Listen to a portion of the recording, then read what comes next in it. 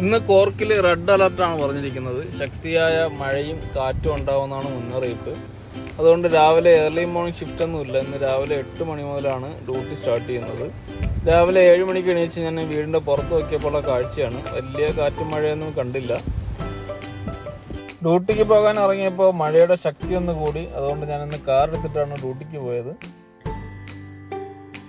ഇപ്പോൾ സമയം രാവിലെ 8 മണിയാണ്.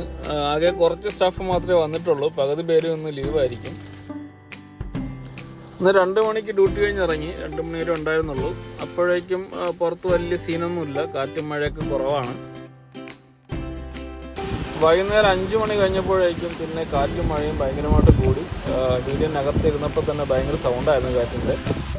അയർലൻഡിലെ വെതർ ഇങ്ങനെയൊക്കെയാണ്. കഴിഞ്ഞ ദിവസം മഞ്ഞുമഴയായിരുന്നു. ഇന്നിതാ കാറ്റും മഴയും.